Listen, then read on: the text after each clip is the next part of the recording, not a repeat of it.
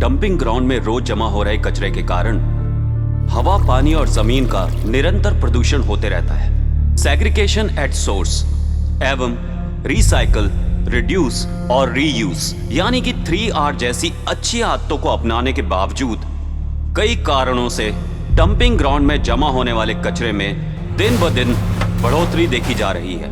अब ऐसे हालात पैदा हो गए हैं कि कचरे के लिए डंपिंग ग्राउंड में जगह बची नहीं और डंपिंग ग्राउंड के लिए शहर में जगह बची नहीं। Conventional waste to energy process में पानी से भरा एज रिसीव कचरा भट्टी में डाला जाता है। यह पानी से भरा कचरा सभी समस्याओं की जड़ है। इसी कारण भट्टी का तापमान 850 डिग्री सेल्सियस से कम बना रहता है और वह एक समान नहीं रहता। नतीजा, कम स्टीम टेम्परेचर, कम स्टीम प्रेशर, कम स्टीम जनरेशन और कम बिजली का उत्पादन। साथ ही साथ प्रोसेस में डाइऑक्सिन, SO2, NO2 जैसी जहरीली गैसों का पैदा होना। इसी कारण विकसित देशों का झुकाव महंगी लेकिन ज्यादा ग्रीन टेक्नोलॉजी की ओर दिखाई देता है, जैसे कि साइंटिफिक लैंडफिल, कंपोस्टिंग, बायोगैस और CNG।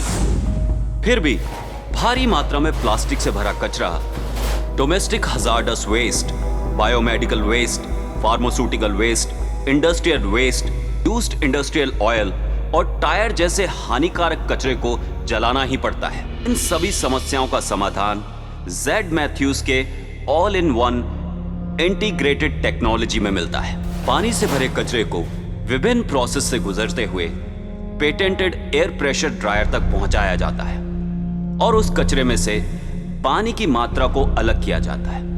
इस वजह से कचरे का रूपांतर रिफ्यूज डिराइव्ड फ्यूल यानी कि RDF में किया जाता है, जिसकी कैलोरीफिक वैल्यू 4500 किलो कैलोरी से भी ऊपर होती है।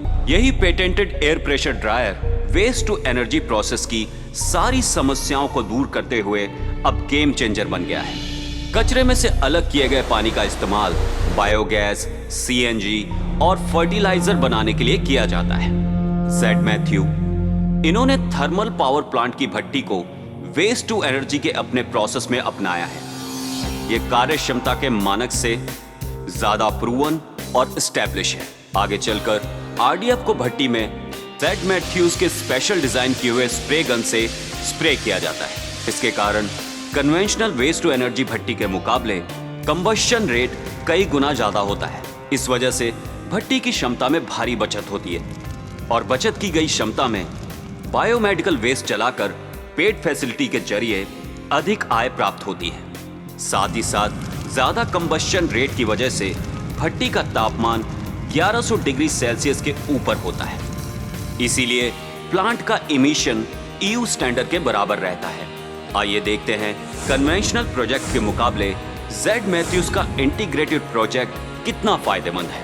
कन्वेंशनल प्रोजेक्ट 3000 मैट्रिक टन कचरा प्रतिदिन, लागत 1100 करोड़ रुपए, बिजली का उत्पादन 30 मेगावाट, प्रति यूनिट 5 रुपए की दर से बेचने पर 139 करोड़ रुपए की सालाना बिक्री। जेड मैथ्यूज का प्रोजेक्ट 3000 मैट्रिक टन कचरा प्रतिदिन, लागत 1100 करोड़ रुपए, बिजली का उत्पादन 30 मेगावाट की जगह 75 मेगावाट, प्रति यूनिट 5 रुपए की दर से सालाना बिक्री 139 करोड़ की बजाय 329 करोड़ रुपए। अतिरिक्त लागत कुछ नहीं। साथ ही साथ पेड फैसिलिटी के जरिए 100 करोड़ रुपए की अतिरिक्त बिक्री। इस तरह कुल बिक्री 429 करोड़ रुपए। इसके अलावा 200 करोड़ रुपए की अतिरिक्त लागत से बायोगैस, CNG और फर्टिलाइजर से अतिरिक्त आय की प्राप्ति। मैथ्यूज इनका वेस्ट टू एनर्जी प्रोजेक्ट बेहद फायदेमंद होने के कारण आने वाले दिनों में कचरे की खरीदी बिक्री मुमकिन बनती है। इसी कारण वेस्ट सेक्टर से जुड़े वेस्ट जनरेटर, वेस्ट पिकर्स, स्वच्छ भारत एंटरप्रेन्योर इनके बीच लिंकेज बनके पूरे प्रोसेस में पार्टनर इन प्रॉफिट के रूप में जुड़ जाते हैं। जेड मैथ्यू का मेक इन इंडिया प्रोजेक्ट ये साबित करता है वेस्ट इज एनर्जी।